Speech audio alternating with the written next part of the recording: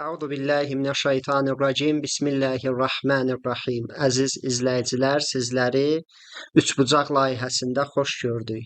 Bugündən etibarən biz Üçbucaq verilişində ölkəmizdə yayımlanan bəzi verilişlərin tənqidi və onlarda olan bəzi məsələlərə cavab verəcəyik, onları müzakirələrə çıxardacağıq. Müxtəlif aktual mövzular barəsində söhbət açacağıq inşallah. Üçbucaq verilişinin ilk qonaqları Kazım müəllim, dəyərli ustad və Xan Mirzə müəllimdir. İnşallah çox yubatmaq istəmirəm, yavaş-yavaş söhbətimizə keçək. Çünki bu gün müzakirə eləyəcəyimiz məsələlər olduqca aktual, önəmli mövzulardır. Bu gün seçdiyimiz mövzu son zamanlar gündəmdə olan debatlardır. Niyə ölkədə bu debatlar rəvac tapdı? Birdən-birə hər kəs bir-birini debatlara dəvət elədi. Kazım müəllim, sizcə debatla bağlı olan verilişlər təbii xarakterlidir, yoxsa süni şəkildə bu qabardılır? Bismillahirrahmanirrahim. Mən də hər birinizi salamlayıram və sizin üçün müvəffəqiyyət və uğurlar arzulayıram.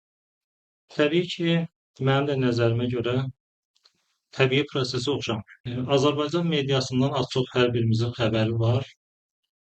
Əgər baxsaq, dinlə bağlı dini mövzularda media dini mövzulara demək olar ki, toxunmur və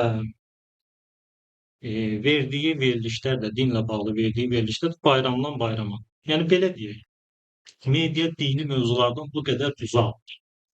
Media dini mövzulardan bu qədər uzaq olduğu bir halda birdən-birə görürük ki, mediada dini mövzular qabardıldı və debatlara dəvət olundu, çağırıldı. Təbii ki, bu proses bunu təbii görməyəcək. Yəni birdən-birə biz görürük ki, Azərbaycan mediası çal-çağır verilişlər, müxtəlif dünyəvi verilişlər, həyat bir ayrı cür orada davam eləyir, reallıqdan fərqli formada. Birdən-birə debatlar qabardı. Ölkədə dini mövzuda insanlar bir-biri müzakirələrə dəvət elədi, debatlara dəvət elədi, müəyyən verilişlər quruldu. Əlbəttə bu təbii axıra oxşamır. Sizin bu barədə isə bir sözünüz var. Xanım Mirzə. Bismillahirrahmanirrahim və bihi nəstəin. Mən də həm sizi, həm bizi izləyən əziz dəyərli tamaşaçılarımızı salamlayıram və verilişə müvəffəqiyyətlər arzulayıram. Təşəkkür.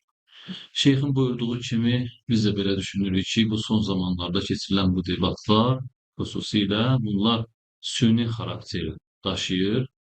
Məsələn, xülasə toxunsaq onu deyərik ki, debat ümumiyyətlə nədən ibarətdir? İki ya daha çox şəxsin müzakirə meydanı debat. Və bu müzakirə meydanında əsas etibarı ilə aktual mövzular müzakirə olunur. Məsələn, Azərbaycan cəmiyyətinin əksəriyyətini sünni şiə cəmaət təşkil edir və əlbəttə şiələr sayı etibarilə çoxluq təşkil edir. Amma bu sünnilərin və şiələrin ortaq nöqtəsi var. O da budur ki, onlar hər ikisi hədis qəbul edəndir. Quranı da mənbə bilir, hədisi də mənbə bilir, əqli də mənbə bilir. Bu qədər ölkə içrə problem olduğu bir dönəmdə Azərbaycan vətəndaşına deyəsən ki, hədisləri kənara qoyaq, yalnız Quranı qəbul edək. Bu nə qədər onun üçün aktualdır. Biz bu aktuallıq prizmasından məsələyə baxanda görürük ki, Azərbaycan vətəndaşı onsuz da hədisləri qəbul edir. Onun üçün o hədislərin inkarı aktual mövzudur. Deməli, bugün bu mövzuların qabardılması təbii ki, süni xarakter daşıyır. Aydındır. Hətta bəzi məsələlər var, maraqlısı budur ki, bəzən təfriqəçiliyin, müxtəlif firqələrin yayılmasının, ixtilafların, medialarda da belə sözlər səslənir ki, biz gərək təfriqəçiliyə son qoyaq. Sünni şiə davası, bu kimi şeylərə son qoyaq. Gərək ixtilaflar müsəlmanlar arasında olmasın. Müsəlmanlar neçə illər keçib hələ də ixtilafdadır. Bu cür şeyləri qabardırlar. Digər tərəfdən də özləri elə bir meydan açırlar ki, insanların dini düşüncəsi sorğuya çəkilir. Və insanlar istər-istəməz təfriqəyə düşürlər. O deyir bu haqdır, bu deyir o haqdır, bir-birlərinə qarşı nalayiq sözlər. Bir yandan biz baxırıq medianın bir üzü deyir ki, biz vəhdət, birlik, multikulturalizm və digər dəyərlər irəli sürürlər. Digər tərəfdən isə baxırıq ki, bunun əksinə işlər görülür. Elə bir işlər görürlər ki, cəmiyyətdə təfriqəçilik meydana çıxsın. Əlbəttə belə olan təqdirdə biz gərək deyək ki, bu təbii axardır, təbii bir prosesdir. Bu qəbul olunası bir şey deyil. Xan Mirzə müəllim bəzi nöqtələrə toxundu. Bu əslində növbəti sualımızda bu mövzuda danışacağıq. Bəzi maraqlı məsələlərdən biri də budur. Baxırıq xəbər portallarıdır. Evet. Müəyyən sosial şəbəkədə yayımlanan televiziya kanallarıdır. Xəbər portalı daha çox xəbər kanalıdır. Bu xəbər kanallarında təhsil sahəsində, səhiyyə sahəsində, ölkədə rüşvət problemidir. Bütün bu proseslər, məişət problemləri, bu məsələlər qabardmaqdan, bu məsələlər barədə debatlar təşkil olunmaqdan görürük elə hey dini sahədə debatlar təşkil edirlər. Həqiqətən ölkənin problemi budurmu? Bizim kifayət qədər də sosial problemlərimiz var. Sual bundadır ki, bu sosial problemlər qala-qala niyə dini məsələlər qabardılır? Sanki bir növ belə qələmə verilmək istəyir ki, ölkədə olan bütün problemlər elə buna görədir. Yəni sünni var, şiə var. Evet. Bəziləri hədisə inanır, bəziləri Qurana inanır. Yəni bunların bizim həqiqətən təhsil, səhiyyədə olan problemlərdə, təhsildə olan problemlərdə nəsə bir rolu var. Çox təəssüflər olsun ki, ölkədəki hazırki durum sualda qeyd etdiyiniz problemlərlə doludur və bunun səbəbi nədir? Necə olur ki, bu qədər problemlər qala-qala təkcə dini məsələlər qabardılır? Bunun üçün zehnimə gələn bir neçə cavab var. Əsas cavablardan biri budur ki, ümumiyyətlə bir dəstə insanın fikri islahat işi deyil. İslahat adıyla fəsad var. Bu da düşmənin Quranda Allahın tanıtdırdığı bəzi fasik və fəsad əhlinin üslublarından biridir. Misal üçün, Fironun məsələsinə baxanda, Firon istəyirdi Musanı öldürsün, amma Musa pak adam idi, pak insan idi, bir bəhanə tapaydı bunu öldürməyə. Kütlənin nəzərin öz mənafeyinə, öz xeyrinə cəm etməli idi və bu işi görməli. Ona görə belə bir böhtan alır. Musa əleyhissalam barəsində deyir ki, İnni əxafu ən yübəddilə dinəkum əv yuzhira fil ərzi fəsad. Deyir, Musa, mən qorxuram, xalqa müraciət edir. Mən qorxuram Musa fəsad eləsin, yer üzündə fəsad eləsin və sizin dininizi dəyişsin. Firon hara fəsadı düşünmək, Firon hara dinin təhrif olunmasını düşünmək hara. Bu sözü nəyə görə Allah Teala çatdırır? Allah Teala istəyir buna işarə eləsin ki, hər dövrdə belə bir şəxs, bir dəstə olub, din adı ilə, islahat adı ilə fəsad etmək istəyir. Və ya Bəqərə surəsində buna daha aşkar şəkildə biz görə bilirik. Allah Teala buyurur ki, elə ki onlara deyilik, yer üzündə fəsad eləməyin, la tufsidu fil ərz. Onlar deyirlər ki, qalu innəma nəhnu muslihun. O qədər təkidlə deyirlər ki, biz yalnız islahatçıyıq. İslahat işlərinə məşğul. İnsanlara həqiqətləri çatdırmaq istəyirik. İnsanlara həqiqətləri çatdırmaq istəyirik və ardınca Allah Teala buyurur ki, əla, diqqətli olun. Humul mufsidun. Ulaikə humul mufsidun. Onlar fəsadın yaranma səbəblərinin kökü budur. Bunlardır. Bəli. Onlar ümumiyyətlə islah etmək fikrində deyirlər, niyyətində deyirlər. Bir məqama bu ayədə Allah toxunur. Əvvəldə buyurur əla. Əla yəni agah olun, diqqət edin. Bunlar fəsad əhlidir. Bununla istəyir bütün dini kütləni fəsadın əleyhinə qaldırsın. Yəni deməyin ki, filan kəs bir söz dedi mənə nə? Xeyr. Həm bəyan eləməlisən, çatdırmalısan və bu verilişə görə də sizə təşəkkür edirik ki, bu veriliş ki, bu ayənin bir nümunəsidir ki, Allah kömək olsun. istəyir bu fəsad əhlini tanıtdırsın, insanlar buna aldanmasın. Bəli, mən də elə toxunmaq istədiyim əsas nöqtə elə bundan ibarət idi ki, siz cavablandırdınız. Yəni ölkədə olan problem əgər varsa, ölkə sekulyar demokratik bir ölkədir. Ən azı adda bu var da. Başqa bir məsələ də Xan Mirzə müəllim bu gün yaman səssizdir. İnşallah bəzi sualları da Xan Mirzə müəllimə ünvanlayaq. Bu gün dini zəmində keçirilən debatların Nə kimi zərərlər ola bilər cəmiyyətimizdə? Bəzən görürük ki, elə bir dənə aura yaradılır. Elə bir atmosfer formalaşdırılır ki, mövzulara səthi yanaşılır. Mövzulardan məsələn, dinimizin o dərinliklərinə varılmır, mənəvi aspektlərinə toxunulmur, dinin gözəlliklərindən danışılmır, yəni zəruri həddə mövzuya girilmir. Əksi, məsələn, qalmaqal formasında təbliğ olunur, Bəli, qışqır-bağır formasında təhqir, alçaltma, xar eləmə, qarşı tərəfi aşağılama formasında dini debatlar təqdim edildikdə tamaşaçıda bu mənfi təsəvvür yaradır. hı hı, O şəxs ki, dinə gəlmək istəyir, təbii ki, bu formanı gördükdə bu formadan qaçır, onda ikrah bəli, hissi yaradır. Deməli, bu cür dini debatların bir mənfi zərəri də budur ki, tamaşaçıda ikrah hissi yaradır işlətsin. dinə qarşı. Və həmçinin bir dənə nöqtəni istəyirəm bildirəm. Siz də toxundunuz.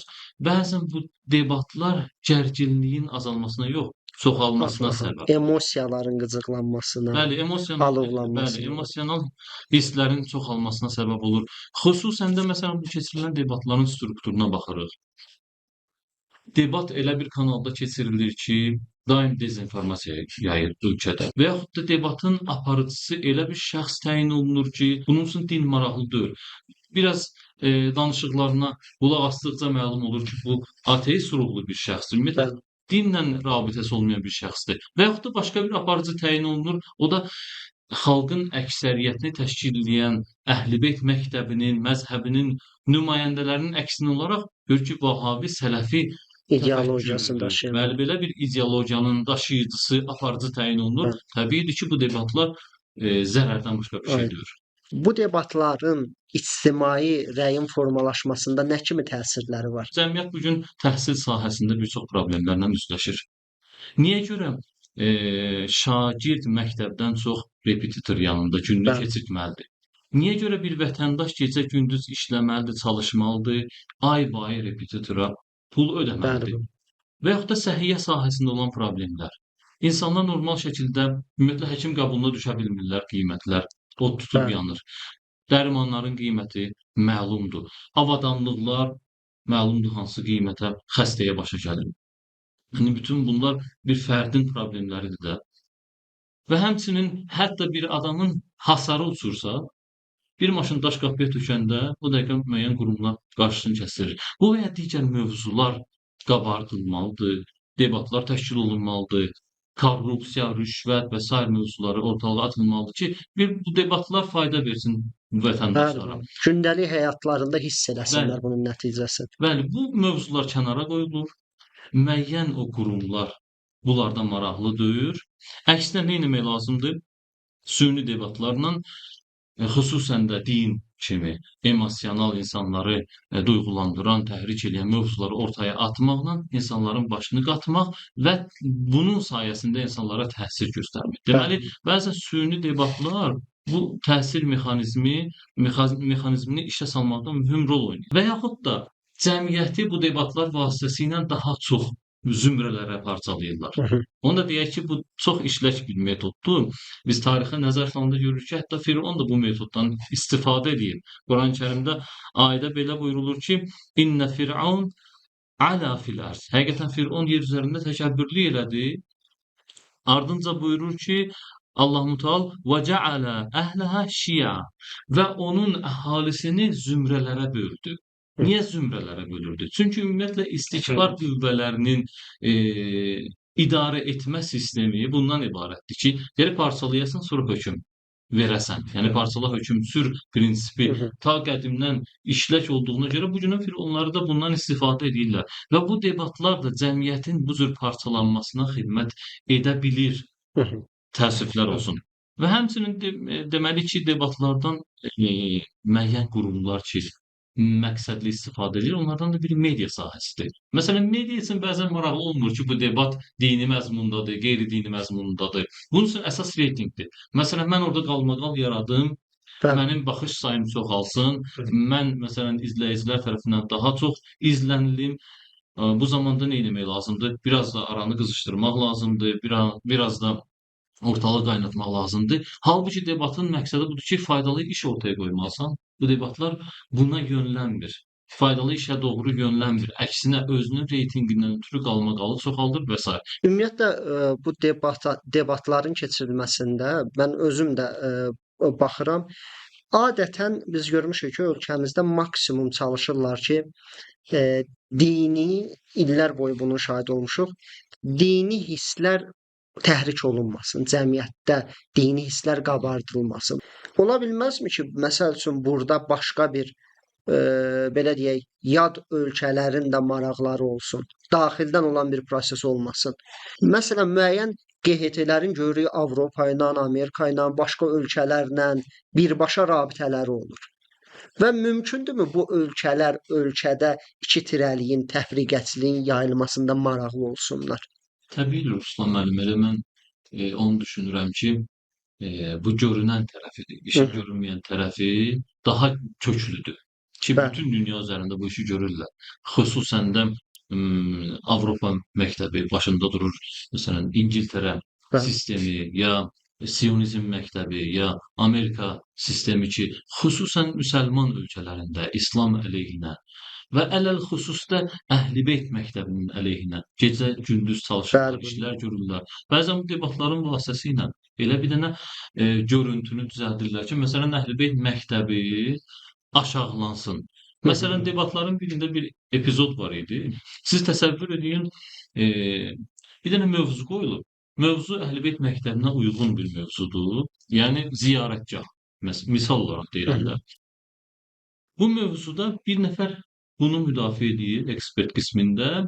2 qonaq dəvət olunub ki, bu mövzunun demək olar əleyhinədir və 3-cü nəfər aparıcı müxalif mövqedən məsələyə müdaxilə edir. Hətta bir epizodda mən diqqət elədim, gördüm ki, məsələn, o ekspert ki, bu mövzunu müdafiə edir, hətta Qurani-Kərimdən ayə də gətirir. Bildirir ki, Əshab-ı Kəhfin əhvalatında filan mövzu oldu və orada bir qism dedi ki, bunların üzərində bina tikilsin, məscid tikilsin filan. Mövzuya əhatəli girmək istəmirəm. Aparıcı müdaxilə edir. Aparıcı bildirir ki, orada məscid yoxsa ziyarətgah. Birincisi sən aparıcısan. Bəli.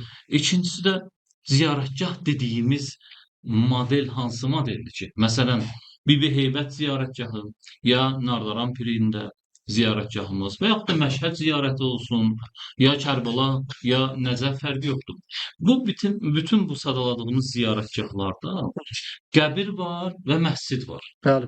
Yəni eyni Qur'anın dediyim modeldir də qəbir, məscid. Buna deyirik ziyarətgah. Bəli. Yəni Şiə Əhl-i-Beyt məktəbi ziyarətgahdan danışırsa, elə Qurana söykəndiyi forma ilə danışır. Aynen. Amma aparıcı manipulyasiya edir. Manipulyasiya edir, deyir, yox, burada məqsəd budur, odur. Yəni demək istəyirəm ki, o dəqiqə sezilir ki, tərəfkeşlik vardısa, deməli xüsusi məqsədə doğru Aynen. irəliləyir bu debat. Bəli, hətta biz Suriyada da, misal üçün Suriyada və bir çox yerlərdə harda ki böyük problemlərlə qarşılaşdı, şahid oluruq ki, onların keçmişinə baxanda ilk öncə dini ayrı seçkilik Bəli. orada alovlandırılır. Müəyyən qurumlar, Xəvaric, Sələfi, Vəhabi qrupları ilə Ələvilər üz-üzə qoyuldu və bu müharibələr adətən dini zəmində. Qarşı tərəfə bu cür qələmə verildi ki, sənin dininlə bunlar mübarizə aparır, sən də onların dini ilə mübarizə apar. Və Suriyada da biz müşahidə elədik. Həmin o Xəvaric Suriya daxil olan kimi ilk gördüyü işlər nə oldu? Həmin o abidələr, dini ziyarətgahlar, bir çox yerlər bunları dağıtmaqla məşğul oldu. Bəli. Bunun kökü hara qayıdırdı? Kökü elə bu şeylərə. Bəli. Bəlkə də əvvəlinə gedib çıxsan görərsən ki, həmin bu debatlar ki, ziyarətgahlar olmaz, dini abidələr şirk mənbəyidir, budur. Bu təfəkkürlə qidalanan Xəvaric zehni, Vəhabi zehni aydın məsələdir ki, sabah əlinə kiçicik bir qüdrət keçən kimi həmin abidələri dağıdacaq. Xalqın adət, ənənəsi, dədə-babasından qalan onun həqiqi irsi, həqiqi və o irsi dinlə uzlaşır, buna qarşı çıxacaq. Ümumiyyətlə, bir dənə də sual budur ki, İslam dini debatlara necə yanaşır? Peyğəmbərlərin debatları olub. Peyğəmbərlər də debat edib həyatlarında. İslam dini münazirə və debatlara normal yanaşır və peyğəmbərlərimizin də həyatında bunu müşahidə edirik, görürük. Həm Quran bu məsələlərə toxunur, həm hədislərimizdə gəlir. Həzrəti İbrahim peyğəmbərin müxtəlif debatları olub. Həzrəti İsa'nın, Həzrəti Musa'nın, bizim peyğəmbərimizin, Yəhudilərlə və sair batıl cərəyan və qüdrətlərlə debatlar olub. Misal üçün, Həzrəti İbrahim əleyhissalamın debatlarından biri Nəmrudlandır. Bu barədə Allah Teala buyurur. Nəmrud barədə azacıq məlumat verim. Nəmrud Allahlıq iddiası edən bir şəxs idi. Yer üzündə fəsadı yayan bir şəxs idi. İbrahim əleyhissalam isə tək Allahlığı təbliğ edən və fəsadla mübarizə edən bir şəxs, ilahi bir şəxsiyyət. Nəmrudla debatlarından biri budur. Həzrət İbrahim əleyhissalam buyurur ki, Quranın sözü ilə desək, İzqalə İbrahim Rəbbiyəlləzi yuhyi və yumit. Nəmrud, sən ki deyirsən Allahsan yer üzündə. Bütün insanları yaradan Allahdır, öldürən və dirildən odur. Yəni səndən də qüdrətli odur və bizim hər birimizin ixtiyar sahibi odur. Öldürüb dirildən odur. Sözü deyən kimi Nəmrud o dövrdə bütün hilələr bunlarda idi də şeytan bunlara vəhy edib bütün hilələri vəhy edib. Quranda maraqlı ayələrdən biri şeytanın öz dostlarına vəhy etməsidir. Allah Teala Quranda buyurur ki, şeytan öz dostlarına vəhy edir, mənası budur ki, o vəsvəsəni öyrədir. Hardan başlamaq lazımdır, hansı fəsadı yaymaqdan ötürü, hansı metodlardan istifadə etmək lazımdır. Birbaşa ustadları şeytandır. O da belə bir söz var alimlərdən. Buyururlar, avam şəxsin çox hiləgər bir söz deməsinə təəccüb et. Çünki onun şeytan kimi bir ustadıdır. Şeytan kimi ustadır. O da Nəmrud sakit qalır. Və İbrahim əleyhissalam bu sözləri deyəndə Allah Teala qüdrət sahibidir, öldürüb dirildən odur. Bu anda cəmaatın, xalqın, millətin, insanların, kütlənin fitrəti ayılır, ağlı işə düşür və başa düşür ki, Nəmrud deyil. Nəmrud deyil Allah. Bu yalancıdır. Bunu başa düşür. Ayılanda Nəmrud bir iş görməlidir ki, həm kütlənin, həm düşüncəsini əvvəlki vəziyyətə qaytarmalıdır. Özün məğlubu edilməz hesab etməlidir və bir yolla özün yenə də Allah olaraq tanıtdırmalıdır. O da deyir ki, 2 nəfər azad edin zindandan. 2 nəfər zindandan azad edilirlər. Birini öldürür, deyir, mən də öldürdüm. Birini də azad edir. Bunu ilə də istəyirsin ki, ənə ahyi, mənəm dirildirəm. Qur'anın ayənin ardına baxanda görsənir ki, bu metod yerinə düşdü. Nəmrudun bu metodu yerinə düşdü və həqiqətən də bir dəstə nadan təzədəndən qayıtdılar o əvvəlki cəhalət və nadanlıqla. İnanırlar. Bunu hardan deyirik? Bunlar inandılar. Çünki ikinci dəlili Həzrət İbrahim gətirir. Əgər birinci dəlil kifayət edirsə, ikinci dəlili gətirməzdi. İkinci dəlili gətirir, buyurur ki, Allah Teala bu sözünə buyurur, fəinnəllahə, həqiqətən Allah günəşi məşriqdən çıxardır, məğribdən baxır. Əgər sən də qüdrətlisənsə, sən bacar. Zindandan 2 nəfəri çıxıb insanları aldatdın. Başqa sözlə desək, kütlənin, rəyin, öz istədiyin səmtə idarə etdin, yönətdin, indi yenə də elə. Bu vaxtda Allah Teala buyurur ki, fəbuhitəlləzi kəfər. Kafir məbhud oldu, məğlub oldu. Həzrət İbrahim əleyhissalamın Quranda gəldiyi Nəmrudla, batil qüdrətlərlə elədiyi debat və münazirədir. Yaxşı, bəs peyğəmbərlərin elədiyi debatlarla belə başa düşdüm ki, adətən biz hədislərə, ayələrə baxanda görürük ki, sanki peyğəmbər özü birbaşa debata dəvət eləmir. Həmişə peyğəmbərləri, misal üçün Firon Musa peyğəmbəri dəvət edir, digərləri peyğəmbəri dəvət edirlər debata, deyirlər sənin də bacardığını göstər. Adətən belə sezilir ki, peyğəmbərlər gəlib daha çox möcüzədən, başqa şeylərdən istifadə edir ki, buna toxunarıq inşallah. Evet. Bunu qeyd eləmək istəyirdim. Peyğəmbərlərin apardığı debatlarla indiki debatlar arasında əsas fərqlər nədir? Əsas bir neçə fərq var. Əsas fərqlərdən biri budur ki, peyğəmbərlər debatlarla istəyirdi, üçün özləri pakdılar, ilahi düşüncəli şəxsiyyətlərdir. O da istəyirdi bu yolla həqiqəti çatdırsınlar. İnsanların ağlın işə salsınlar, fitrətləri ayılsın, bak həqiqəti qəbul edəsinlər. Bunun zimnində fəsadı yaymaq deyil idi. Əvvəl də buna işarə elədik. Amma indiki debatlar belə deyil. Din adıyla, islahat adıyla fəsadı yaymaq. Misal üçün mən bir də toxunum bu məsələyə. Quranda yoxdur prinsipi. Təsəvvür edirsiniz, bu bir dənə metoddur ki, İslamı alt-üst edir. Bütün insani dəyərləri alt-üst edər bu prinsip. Əgər yerinə düşsə. Misal üçün bu prinsiplər İslamda yoxdur sözü. Buna görə biz deyək namaz vacib deyil. Maraqlıdır. Niyə? Çünki əs-salatu vacibətun, namaz vacibdir cümləsi yoxdur. Əqimus-salat feili əmrdir. Əmr feili var ki, namaz qılın. Əmr feili də belə deyil ki, həmişə vacibə dəlalət etsin. Misal üçün, Quranda həcc barəsində Allah buyurur və idə huliltum, elə ki, ehramdan çıxdınız, fəstadu, seyd edin, yəni gedin ov edin. Sizcə bunu kim qəbul edir? Ov edin. Burada əmr gəlir. Amma əmr bizim başa düşdüyümüz vacib bir məsələyə dəlalət edəmir. O da əgər bu prinsiplə gəlsə, biz deyək ki, namaz vacib deyil. Oruc vacib olmamalı bu prinsipə əsasən. Niyə? Əs-siyamu vacibun cümləsi yoxdur Quranda.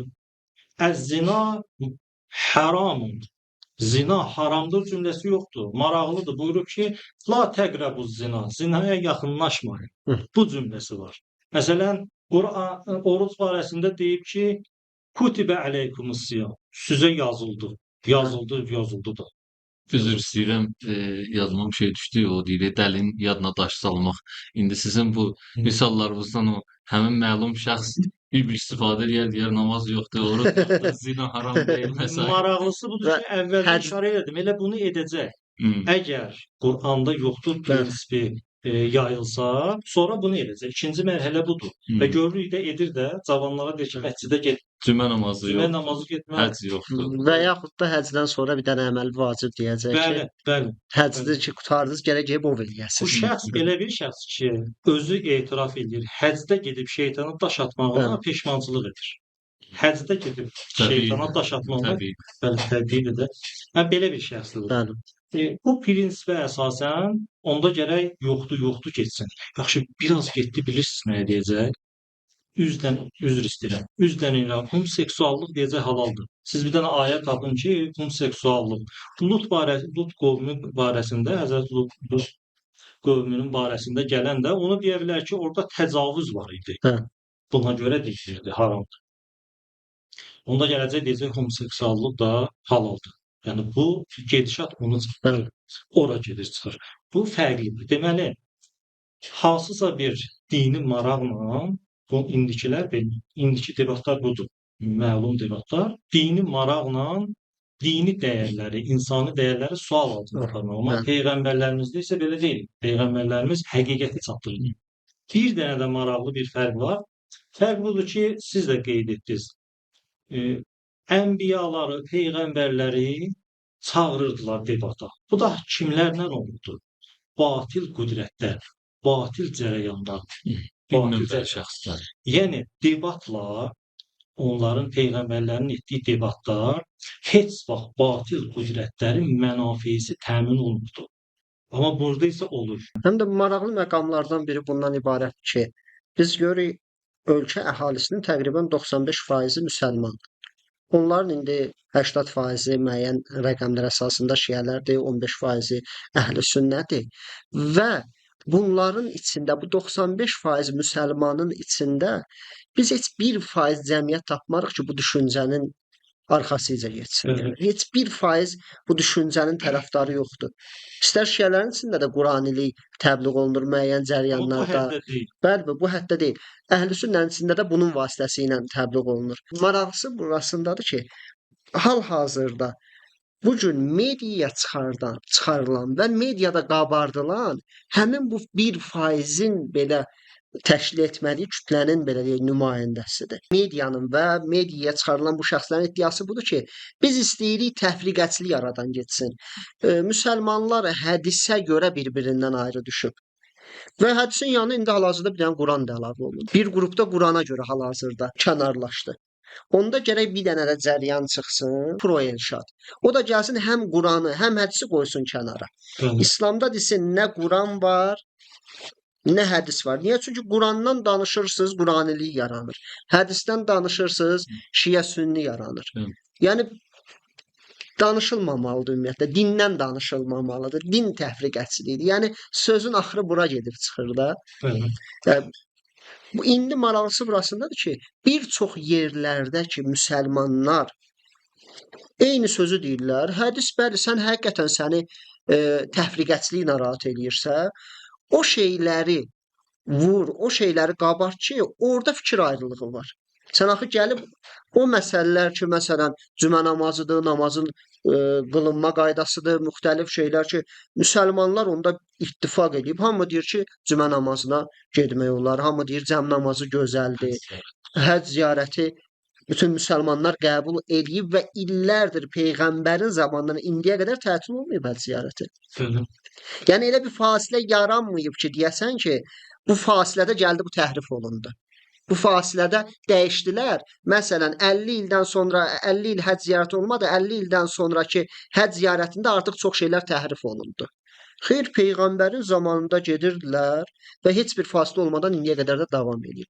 İndi sən gəlib bunu vurmaqla, bu şeyləri vurmaqla təzədən təfriqəçiliyi meydana gətirsən. Niyə o şeylərdəki müsəlmanlar vəhdət halındadır, bir fikirdədirlər, onları vurursan. Özü də nə adı ilə? Təfriqə adı ilə ki, bu sözlər hədislərdə gəldiyi üçün təfriqə səbəb olub. Xeyr, belə deyil. Bəzi hədislər var ki, bəli, müsəlmanlar orada təfriqədədir, ixtilafdadır. Bunun da iki yolu var. Ya gərək elmi şəkildə bunları həll edək və yaxud da ən azından bunu qoyaq kənara. O yerdəki ixtilafımız var və ortaq dəyərləri niyə vurursan? Bəli. Bu görünür ki, burada məsələ islah, bərabərlik, vəhdət, aydınlatma deyil. Başqa bir sual da vermək istəyirdim. Quran-ı Kərimdə bir ayə var, Cadilhum billəti hiyə əhsən ayəsi. Bəli. Bu əhsəndə hədəf nədir? Ümumiyyətlə onu deyək ki, əziz şeyx də buyurdu, peyğəmbərlərin debatlarında əsas məqsəd həqiqətin ortalığa çıxması və onlar insanları istəyərək, sevərək onlarla debat ediblər, istəyiblər onlar da o zülmət bataqlığından çıxsınlar, nəhayətdə həqiqi səadəti əldə eləsinlər. Amma bu debatlarda bu şeylər yoxdur.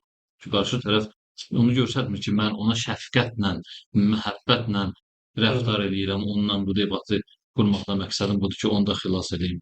Özünün müəyyən parametrlərini üstün göstərməkdir və s. Bir də peyğəmbərlərin debatlarında biz müşahidə edirik onların nə qədər səbirli, dözümlü olmağı, onların güzəşt yolu tutmağı, müxtəlif əlbəttə müxatəblər arasında bu fərq eləyə bilir. O ki, siz buyurursunuz onlarla ən gözəl şəkildə mübahisə eləmək, müzakirə eləmək. Ümumiyyətlə, Quran-ı Kərimə biz baxanda, Quran-ı Kərim bizə təbliğ metodunu öyrədir. Quran-ı Kərim bizə bu cür təbliğ metodunu öyrədir ki, sənin müxatəbindən asılı olaraq sənin təbliğatın fərq etməlidir. Məsələn, bəzən Quran-ı Kərim nisbətən dərin mətləblərlə öz istədiyini çatdırır. Hikmətlə, məntiqi arqumentlərlə. Bəzən yox, yəni gözəl moizə ilə, böyük nəsihətlə. Fitrət oyadır, belə Bəli, insan ruhunu oyadır. Əsasən müxatəbdən asılı. Əgər müxatəb dərin düşüncəli insandırsa, həkim biridirsə, təfəkkürü daha yuxarıdırsa, onun üzərinə arqumentlərlə gedir. Elə dərin arqumentlərlə xitab edir. Yox, məsələn, adi ümumi cəmaatdırsa, ondan gözəl moizə üslubunu seçir. O ayə ki var, Allah-u Teala buyurur ki, "Ud'u ilə səbili rabbikə bil hikməti." Rəbbinin yoluna dəvət elə hikmətlə vəl mau'izatil həsənə. Gözəl mauizə ilə və cadilhum billati hiyə əhsən. Və onlarla ən gözəl formada mübahisə elə. Yəni, bəzi insanlarla hikmətlə danışırsan, ümumi cəmaatla gözəl moizə, öyüd, nəsihət, bu kimi debat edirsən, ya müzakirə edirsən, ya təbliğat edirsən, amma müxalif tərəflə ən gözəl formada mübahisə edirsən. Maraqlısı budur ki, Bəli. ayə bizə bildirir ki, ümumi cəmaatla gözəl moizə üslubunu seç. Amma müxalif tərəflə ki, sən münazirə edirsən, debat edirsən, o zaman ən gözəlini seç. Birində həsənədir, birində əhsəndir. Yəni müxalif tərəflə ən gözəl üslubu seçirsən ki, onu təslim edə biləsən. Ən gözəl üslub deyəndə nə başa düşürük? Biz ümumi sirəyə baxanda peyğəmbərlərin münazirələrinə və sairə ki, şeyx də buyurdu, siz də bəzi nöqtələrə işarə elədiniz. O da bundan ibarətdir ki, əhsəndən məqsəd budur ki, həm məzmun, həm o bəyan üslubu gözəl şəkildə təyin olunmalıdır. Xüsusən də qarşı tərəfi alçaltmaq olmaz, xar eləmək olmaz, əzmək olmaz, təhqir eləmək olmaz. Bütün insan kəramətinə zidd olan məsələlər kənara qoyulmalıdır və insan kəraməti mülahizə olunaraq ondan mübahisə edilməlidir, debat olunmalıdır. Əfsuslar olsun ki, bugün biz bunların heç birini Qarşı tərəf buna riayət eləməsə necə? Məsələn, qarşı tərəf tez-tez sənin sözünü kəsir və yaxud səs tonun elə seçib ki, qalib səs tonudur, belə deyək, ucadan danışır səndən və yaxud bundan əlavə təhqir eləyir, alçaldıcı sözlər deyir. Adətən vəhabilərlə debatlarda görürsən qarşı tərəf danışan yerdə bir dənə sən müşrik ya başqa bir kəlmələr işlədir. Bəli. Belə olan təqdirdə necə? İndi burada da biz gərək əxlaqı qoruyaq, çünki bu məsələdə belə olanda qarşı tərəf bunu izləyənlərdə sanki o belə fikir yaranır, belə düşünürlər ki, bu cavab verə bilmir buna, ya bəli, çəkinir bəli. bundan. Yaxşı nöqtəyə toxunursunuz. Məsələ budur ki, müxatibə görə biz onu da qeyd elədik, bu üslub dəyişməlidir. Məsələn, bəzi yerlərdə Allah Taala qavlən ləyyinə deyir. Yumşaq danışmaqdan danışır. Amma bəzi yerdə qavlən səqidə deyir. Möhkəm danışmaqdan. Yəni bu əlbəttə dəyişilməlidir. Ton qalxıbsa və yaxud da qarşı tərəf səni təhqir etməyə çalışır və s. bu anda əlbəttə biz zilləti qəbul etməli deyirik. Biz də tonumuzu qaldırmalıyıq, amma biz də onu aşağılamalıyıq, biz də onu alçaltmalıyıq, xar eləməliyik. Yox. Tonu Əhsən dəyişirik, şəkildə. əhsəni saxlayırıq. Aha. Bu əhsəni olduğu Bəli. kimi saxlayırıq, amma tonu dəyişirik, imkan vermirik ki, kimsə bizi əssin, kimsə bizi təhqir eləsin. Bunlara riayət olunmalı. Bir xatırlatmaqla bir dəfə xatırla. İnsan da mümkündür bəzən, indi bu məlum debatlara aid deyil bu dediyim söz. Mümkündür bir insan qəflət edib, haçansa əsəbləşdi və bilmədən hər hansı bir səhv ifadə, münasib olmayan bir ifadəni işlətdi. Bir dəfə xatırlatmaqla, əgər görsün yenə də təkrar edir, gərəkdir ki, başqa metodla onu başa salasan ki, səhv edirsən. Aydın. Qarşı tərəfi belə deyir ki, sən əskerdəsən, bu deyil. Bir də bu suala keçmək istəyirəm. Bilirik ki, yaşadığımız dövr elə bir dövrdür ki, media blokadası var. Media blokadası müxtəlif cürdür. Məsələn, insanlarda çal-çağıra, əyləncəyə maraq oyadıblar. Hal-hazırda insanlar əyləncəli verilişlərə baxmağı daha çox sevir. Məsələn, çıx ona həqiqətdən danış, Allahdan danış, dindən, İslamdan, insanı gələcəkdə gözləyəcək hadisələrdən cəmiyyətin elə də marağını cəlb eləmir. Lakin hansısa şou xarakterli bir şey elə, görsən baxış çoxalır. Və yaxud bəzən bu sosial şəbəkələr özü belə bir şərait yaradır. Yəni necə? Platformadır. Hansısa bir platformadır, sosial platformadır. Bu zəmində, əyləncəli zəmində olan şeyləri daha çox önə çıxardır. Bu da bir media blokadasıdır da. Sən danışırsan, həqiqətləri çatdırırsan, insanlara lazım olanları deyirsən, sənin videovu həmin o sosial platforma önə çıxardmır. Lakin bir nəfər hansısa bir axmaq bir hərəkət edib, cəmaət bunu görsə güləcək, ya müzakirələrə səbəb olacaq, görsə sosial platforma bunu önə çıxarır. Və yaxud bir nəfər danışır, həqiqəti deyib. Lakin bu həqiqətin insanlara çatdıracaq platformalar, sosial platformalar bunlar onu vermək istəmir. Çünki özləri bu həqiqətin əleyhinədir. Əvəzində isə qarşı tərəf səhv söz desə də onu daha çox önə çıxardırlar. Bəli, Belə bir dönəmdə, belə bir zamanda bəli. debatın nə faydası var? Yəni debat elədim, mən tutaq ki, həqiqəti sübut elədim. Bu ki, lazım olan insanlara gəlib çatmayacaq, buna maneə yaradacaqlar. İndi belə bir şəraitdə debatın bir əhəmiyyəti qalırmı? Birinci media məsələsinə işarə edim. Media bildiyiniz kimi insanların həyatında çox böyük təsirə malikdir və bir həddə ki, hətta insanların çoxu media vasitəsilə idarə olunur. Debatın da üçün xüsusi bir şəraitdə və üzbəyüz o sözlər deyilir, iradlar və cavablar verilir deyə insanlar üçün daha cəlb edicidir. Debatın da mediada böyük təsiri var. Bəli. Budur həqiqətləri bu vasitə ilə, bu yolla həqiqətləri insanlara çatdırmaq üçün əlverişli bir yoldur, metoddur. Bir şərti var. Bir şərti ki, siz işarə elədiniz. Media mömin qüvvələrin əlində olsun. Bəli. Təbii mömin qüvvənin əlində olmasa da Belə deyək, mümkündür bəzi ədalətli qüvvələr. bəli. Bəli. Daha doğrusu müstəqil media olarsa, Aha, müstəqil müstəqil. media. o qurumlara bağlı olmayan media olarsa, müstəqil media olarsa, əlbəttə debatlar fayda İnsaflı, verəcək. müstəqil və ədalətli. Və Bəli. öz kimlərdənsə təsirlənib media debatların nəticəsini o həmin mənafelərə nisbət yönəltməyən bir media və bir dəstə. Belə bu şərtlə təsir qoyur.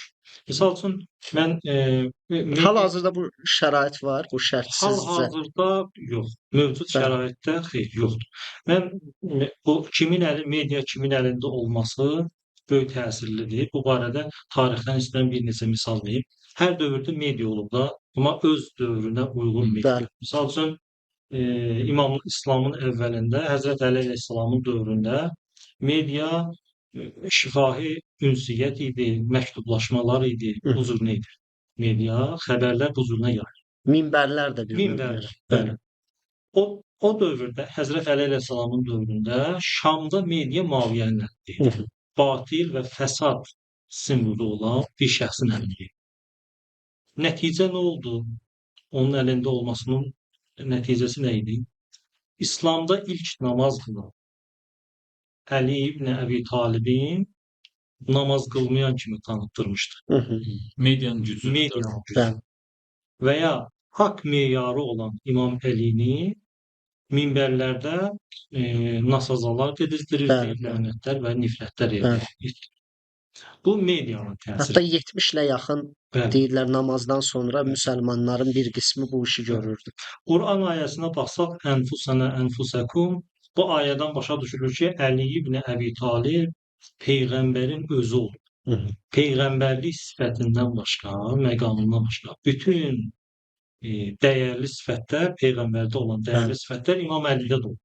Amma medianın qüdrətinə bax, Şamda Əli əleyhissalamı gör necə tanıtdırır. Hətta sözünüzü qüvvətləndirmək üçün deyirəm, Muaviyyə bir səhabələrdən birinə təklif eləyəndə ki, Əliyə niyə lənət demirsən? Bu səbəblərdən biri də bunu gətirmişdi ki, Harunun Musaya deyir, Həzrət Əlidə neçə xislət var ki, məndə olsaydı dünyamı verərdim ki, bu xislət məndə olar. Bəli. Biri bu idi. Peyğəmbər buyururdu ki, istəmirsən ya Əli, sənin mənə olan nisbətin Harunun Musaya olan nisbəti kimi olsun? Bəli. Necə Harun elə həm peyğəmbər idi, həm onun peyğəmbərin canişini idi, həm qardaşı idi. Bəli. Sonra peyğəmbər qeyd edir. Bir fərqlə ki, məndən sonra bir dənə peyğəmbər deyilsən. Bəli. Lakin başqa bütün xislətlərdə də bərabər. İndi bir mühüm məqama istəyirəm işarə edeyim bu sözdən sonra. İmam Əli əleyhissalam peyğəmbərdən sonra bütün elmlər, dini elmlər Həzrət Əli əleyhissalamın sinəsində idi. Belə bir şəxsiyyət məsələn eləyə bilməzdi Muaviyyə ilə debat eləsin, amma Şamda o mövcud şərait ki, o dövrdə var idi, heç bir təsir olmayacaqdı. Aha. Biz indi həmin şəraiti gərək tətbiq edək. Misal üçün bir yer ki, bir məkan ki, bir tribuna ki, o azad insanların əlində deyil. Onların ümumiyyətlə özlərinin düşüncəsi Şiə əleyhinədir.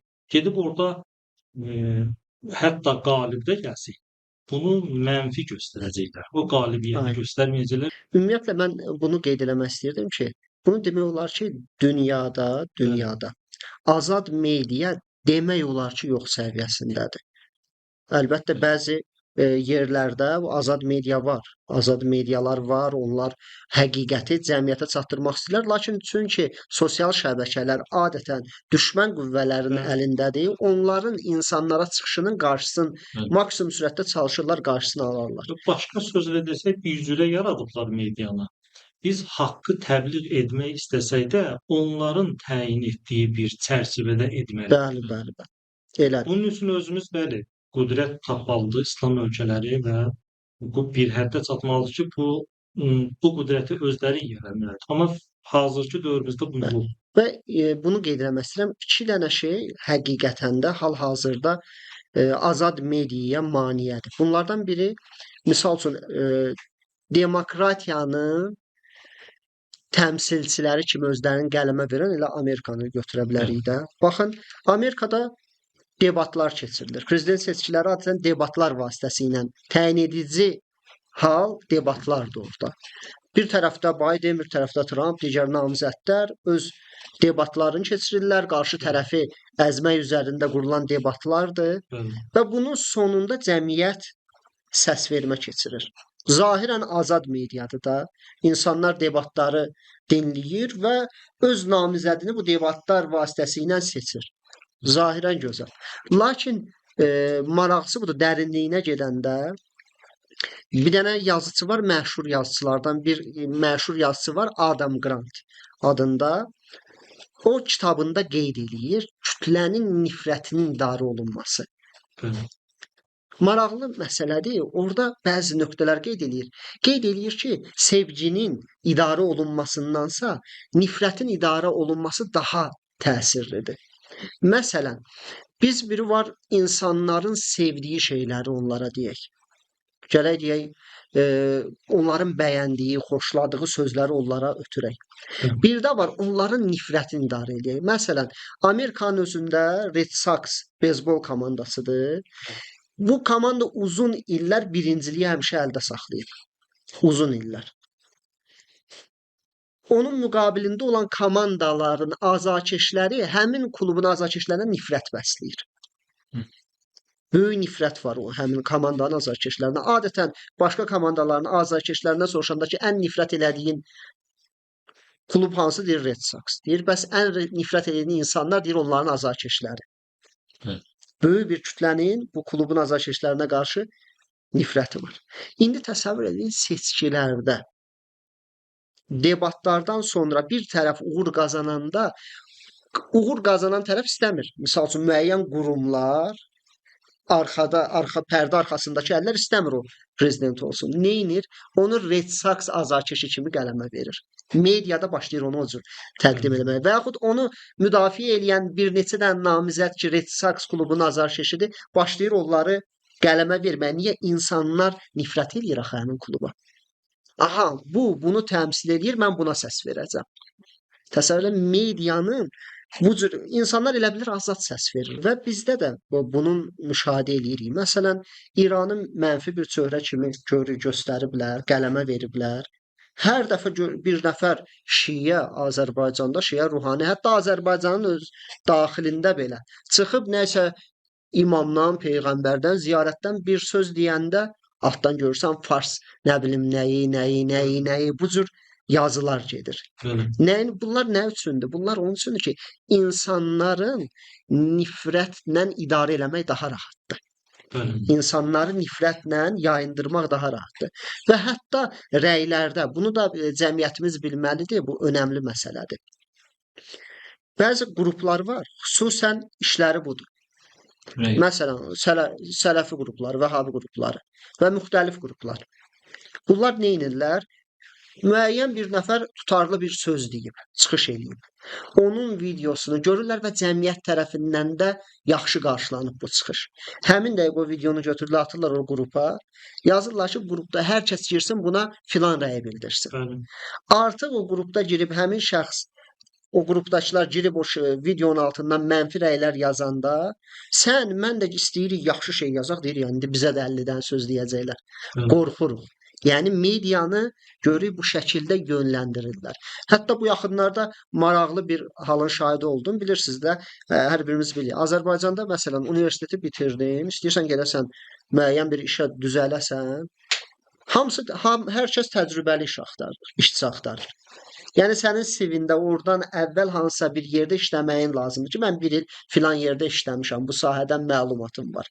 Əlbəttə öz sahəndə çalışmaq istəyirsənsə, fəhləçilik eləyəcəksənsə orada fərqi yoxdur, sən hardasa eləmisən bu fəhləçiliyi yoxsa yox. Hə, orada CV-də əvvəl harda işləmisən, bunu yazmalısan. İndi bu məzunlar da gəlirlər, universiteti bitirirlər.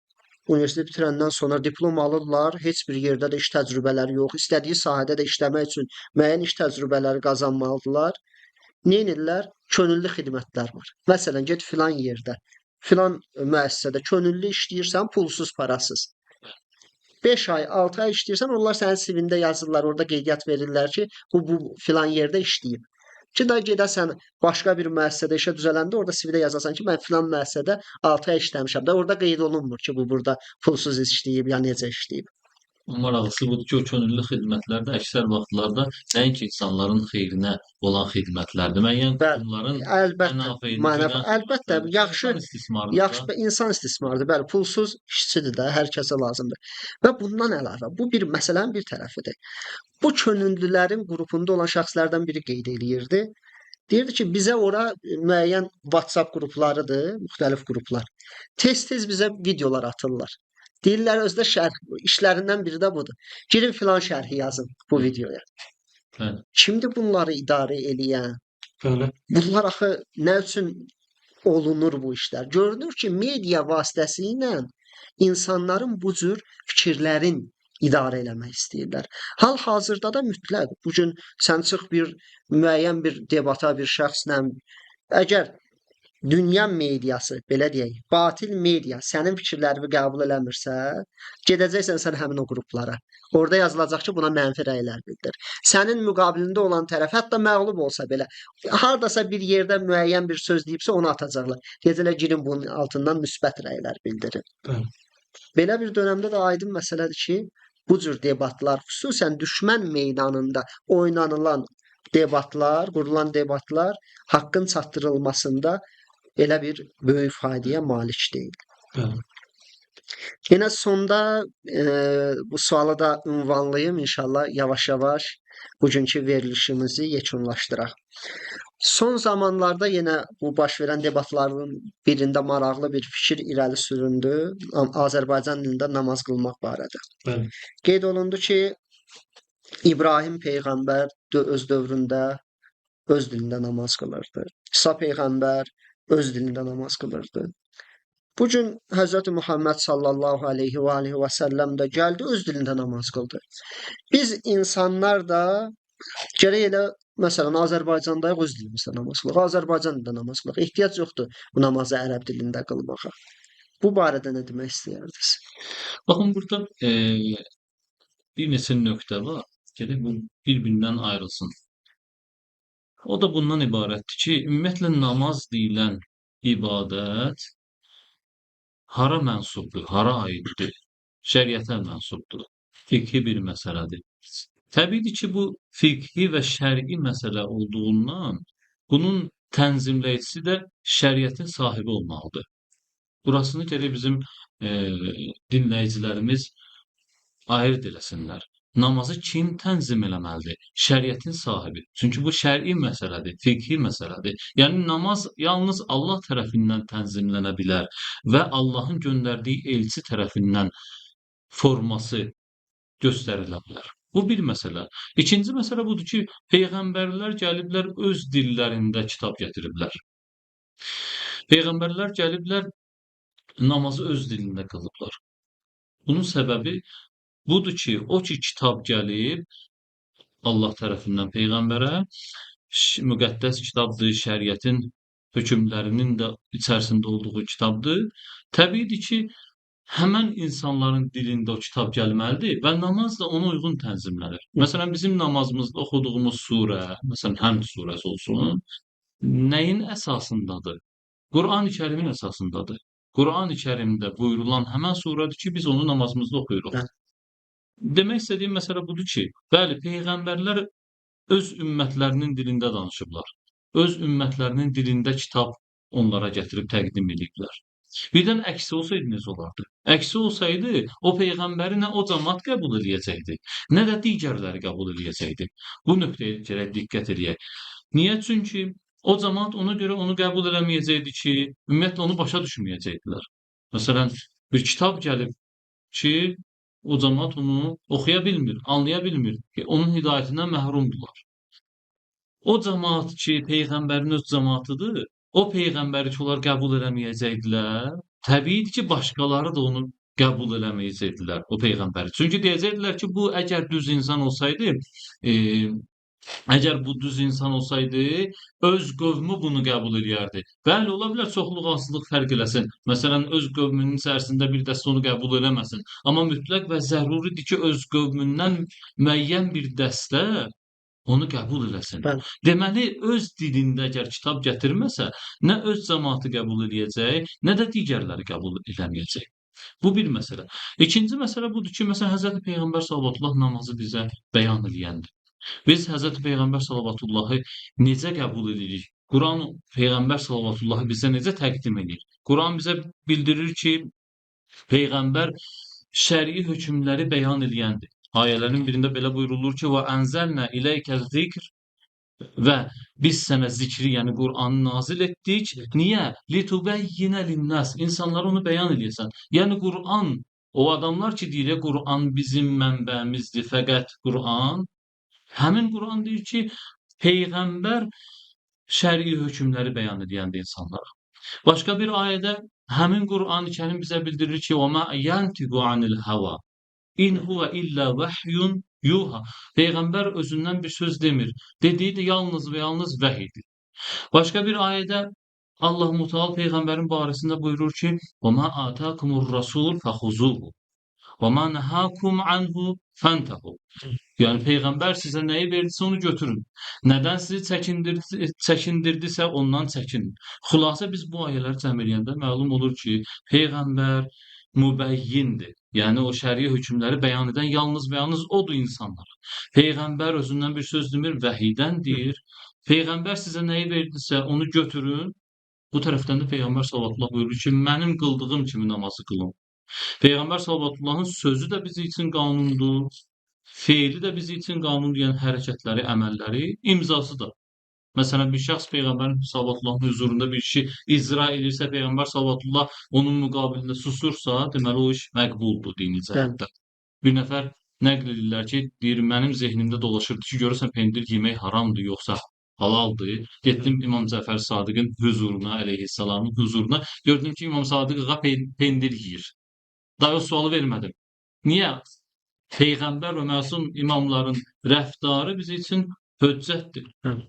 Xülasə bizə məlum olur ki, namazı bizə Peyğəmbər öyrətməlidir. Çünki namaz şər'i bir məsələdir, Peyğəmbər də şəriətin bəyan edənidir. İndi o adam ki, gəlib deyir ki, namaz Azərbaycan dilində qılınmalıdır, bizə nəyi göstərməlidir? Azərbaycan dilində gələn Peyğəmbəri bizə göstərməlidir və Azərbaycan dilində gələn şər'i kitabı bizə göstərməlidir ki, biz həmin o şər'i ibadətimizi o kitabın əsasında icra eləyək.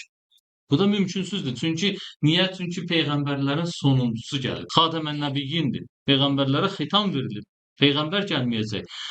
İndi məsələ burasındadır ki, həmin o adam ki, deyir, namaz Azərbaycan dilində qılınmalıdır. Bu tərəfdən də deyir ki, yeganə mənbəmiz Qurani-Kərimdir. Qurani-Kərim isə ərəb dilindədir. Qurani-Kərim ərəb dilində. Peyğəmbər məbus olub ərəblər içərisində. Buna da diqqət eləməliyik. Ya ərəblər içərisindən məbus olub, bunun mənası budur ki, yalnız ərəblərə göndərilir. Ərəblər içərisində məbus olub, mənası bu deyil. Mənası budur ki, Peyğəmbər düzdür ki, ərəbdir. Amma Peyğəmbərin dini cahanşumuldur. Bunun özü bir ayrı mövzudur. Qurani-Kərimiz ərəb dilindədir. Peyğəmbər ərəblərdən məbus olub, amma namazımız gərək Azərbaycanca olsun. Bunun dəlili hardadır? Məgər Qurani-Kərim deyir ki, namaz Azərbaycan dilində qılına bilər və yaxud da qılınmalıdır? Biz ondan sual edirik. Hə. Və yaxud da deyir ki, namazın rəkətləri Nəhl surəsinin 102-ci, 103-cü ayələrində gəlir. Halbuki orada namazın rəkətlərindən söhbət eləmir. Mövzu tam başqadır. Və yaxud da bir yerdə deyir ki, namazın formasını indi bundan soruşurlar da, namazı necə qılaq? Qurani-Kərimdə yoxdur. Cavab verə Detalları. bilmir. Məsələ Bəli, dəyişir orada. müxtəlif sözlərdir. Məsələn, bir yerdə deyir ki, təvatürə söykənirik. Nəsil və nəsil bu namaz gəlib çatıb, Həzrət Peyğəmbərdən qabaq namaz qılıblar. İndi bizim sualımız budur. Qurani-Kərimdə yazılıbmı təvatürə söykənmək olar yoxsa yox? Yox, hətta Suallar həcc da- də elə nəsilbənəsil gəlib. Bəli, müxtəlif Bəli. biz əgər təvatürü qəbul ediriksə, məsələ budur da sən Qurani-Kərimlə gedirsən, hardan deyirsən ki, təvatür məqbuldur? Məgər Bəli. Qurani-Kərimdə bu şey var? Və yaxud da mənim sözüm budur. O adam ki, bu şeyləri iddia eləyir, ona bir dənə söz desin Azərbaycan cəmiyyəti. Desin ki, bir dənə namaz qıl. Formasını göstər. Sözlərini dinlə Bəli. və əl çəkməsinlər. Desinlər ki, bu iki sözləri sən deyirsən, namazı necə alırsan? Bəli. Bu suda alırsan yoxsa yox? bəli bunun forması, bu namazdakı bu sözləri dedin, Qurani-Kərimdə var yoxsa yox? Namazı hansı formada qılır? Əllərini bağlayırsa soruş Quranda var yoxsa yox? Əlləri açıqdırsa soruş bunu hardan əldə edirsən? Bəli. Bütün bu sualların Bəli. qarşısından o adam müğalitə eləyərək qaçır, manipulyasiya eləyir və bir dənə görüntü yaradır ki, sanki bu haqdır, qarşı tərəf batildir. Bir də bir məsələyə diqqət eləməliyik ki, namazdır, qiblədir, Qur'andır və sair bu kimi mövzular bəli vəhdətin simvoludur. Bəli. Bu Allah Taala'nın müsəlmanlara verdiyi bir dəyərdir. Müsəlmanlar üçün o Allah Taala tərəfindən seçilmiş bir imtiyazdır. Problemli cəhət də budur ki, biz gecə-gündüz çalışırıq ki, o debatlar da gecə-gündüz çalışır ki, insanlar vəhdətə gəlsinlər və bu nöqtələrdə birləşsinlər. Bu şəxs və bunun kimi şəxslər və bu debatları təşkil edənlər elə vəhdət az-çox müəyyən mövzularda bizim Yaranan vəhdətimiz var. vəhdətidir. Onu da bunların vasitəsilə pozmağa çalışırlar Bəli. və Sualla bağlı icazə versəniz, iki məqama toxunmaq istəyirəm. Sual ümumiyyətlə səhvdir. O ki deyilir, Peyğəmbərlər öz dilində qılırdı, biz də öz dilimizdə qılaq. Belə deyil. Peyğəmbərlər ilahi şəriətin dilində qılırdı, şəriət dilində Bəli. qılırdı. Misal üçün, haçan deyə bilərik, Peyğəmbərlər öz dilində qılırdı, biz də qılaq. İngilis dilində şəriət gəlib, rus dilində qılırlar, ərəb dilində qılırlarsa, o onun əksidir. Hı hı. Musa Peyğəmbərin şəriəti öz dilində idi. O da həmin dildə qılırdı. Bəli. İsa əleyhissalamda o cürlə, Peyğəmbərimizdə o cürlə. O da bu söz səhvdir. Əgər fərqli olsaydı, başqa dildə olsaydı, bunlar öz dillərində qılsaydı, biz də deyə bilərik ki, o da biz də öz dilimizdə Bəli, qılaq. Bəli, bəli. Bu bir məsələ. İkinci məsələ də budur ki, namaz və ibadət insanı ubudiyyətə çatdırmalıdır. Bu təkcə simvolik bir əməl deyil. bəndəçiliyə. Bəndəçiliyə çatdırmalıdır. İnsanı bəndə etməlidir. Şeytan namaz qılırdı, amma bəndə deyil idi. Çünki bir dənə göstərişlə öz ürəyi istədiyi namazı qılırdı, bəndəçiliyi edirdi, amma Allah istədiyini etmirdi. Bu günləri bizə əmr olunub ki, namaz qılmaqla bəndəçilik edək. Həmin məqama çataq. Nəinki özümüzün ürəyi istədiyi namazı qılaq. Hı hı. Təsəvvür elə vəziyyət güzrə gəlib çatıb, bir yerə çatıb ki, bu məsələyə görə bu məsələni şişirdirlər, müraciət edirlər din sahəsində heç bir məlumatı, anlayışı olmayana, hətta bəzən müğənnilərə, incəsənət xadimlərinə müraciət edirlər, dini məsələni soruşurlar. Axı bilirsiniz bu nə deməkdir? Əsli təxəssüs adında bir qanun var. Bunu həm dinimiz qəbul edir, həm də ki şəriət, həm şəriət dinimiz qəbul edir, həm də ağıl qəbul edir. Bəli. Misal üçün bir insan xəstələnib ürəyi ağrıyır. O baytar həkiminə müraciət etsə ona nə deyirlər? Etməməlidir ki. Bəli. Və ya hansısa bir fizika müəlliminə müraciət etsə nə deyirlər? Əsli təxəssüs yoxdur. Yəni mütəxəssisə müraciət etmək ağlın və dinin göstərişidir. Təsəvvür edin, bu günləri bu müsahibələr ki alınır, həmin məzmundadır. Yəni oxşarlığı budur ki, bir insanın ürəyi ağrıyır, amma baytar həkiminə müraciət edir. Bu həddədir. Vəziyyət bu günləri bu həddədir. Heç bir təxəssüsü olmayan insana deyir, o da ağzına gələni danışır. Yaxşı, bu vaxtı ruhaniləri iki çıxılmaz vəziyyətdə qoyur. Cavab versin, yoxsa verməsin. Vermir, heç də bəziləri mümkündür, məlumatı azdır, təsirə düşsün. Verirsə, gəlib bir ruhani, gəlib bir müğənniyə baş qoşmuş olur. Bəli. Yəni belə medianın qurduğu oyun bu günləri din mövzusunda Bunu zahirən elə tarix boyda eləmək istəyiblər. Bir zamanlar Ələsgər peyğəmbər çıxmışdı, nə bilim indi sülh yolçuları çıxıb, müxtəlif təriqətlər çıxıb. Bunlar mənim şəxsən qənaətimdə misal üçün Şərruri İsfandiyardı, ondan sonra Ələsgər peyğəmbərdir, ya Elşad Miridir, bunların elə bir fərqi yoxdur. Yəni bunlar ümumi baş qatmağa hesablanan, yəni 3 illik, 4 illik müəyyən bir şəxslərdir, gedəcək, onların yerinə başqaları gələcək. Yenə o timsalda və yenə də o kütlə ki, Elşad Miri düşüncəsi axtarır, Elşad Miri gedəcək, ona uyğun təfəkkürdə kim gəlsə yenə onun arxasınca gedəcək. Hal-hazırda Ələsgər peyğəmbərdə. Bunlar hər kəs bilir ki, Ələsgər peyğəmbər 1000 ildə Azərbaycanda peyğəmbərlik eləsə heç kəs onun arxasınca getməyəcək. Və yəni bunlarla oturub müzakirə eləmək, bunları ciddi qəbul eləmək həqiqətən bir qədər də belə deyək, bunları gündəmdə saxlamağa xidmət eləyir. Bəzi şeylər var, heç nəzər eləməyəndə özləri saxta gündəm yaratmaqdır, bəli. Elə bu məqamda elə mən də bir söz demək istəyirəm. Adi tərcümənin özündə də biz 7-8 dənə tərcümə var, hələ yazılır da. Neçə dənə tərcümə? Bu hansı tərcümə əsasında bu yazıq insan gəlsin, namazın qılsın? Təkcə hələ Azərbaycan dilində. İndi İranda 20 dənə, 30 dənə tərcümə var. Başqa yerdə 50 dənə Türkiyədə tərcümə var. Hərəsində də sözlər bir cürə tərcümə olunur. Bunun hansı əsasında qılınmalıdır? Bu məntiqli deyilmi ki, elə əsas elə Quranın ana xəttini götürək, elə onun əsasında hamı eyni söz desin.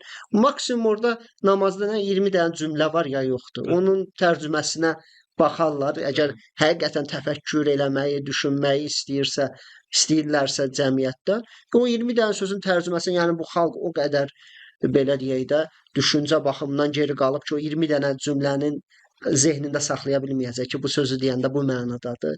Yəni rahat yolu budur. Bunu da özümüzü dağa daşa vurub insanları tərcümə dalınca göndərməyə ehtiyac yoxdur. Və icazənizlə bununla bugünkü verilişimizi yekunlaşdırmaq istəyirəm.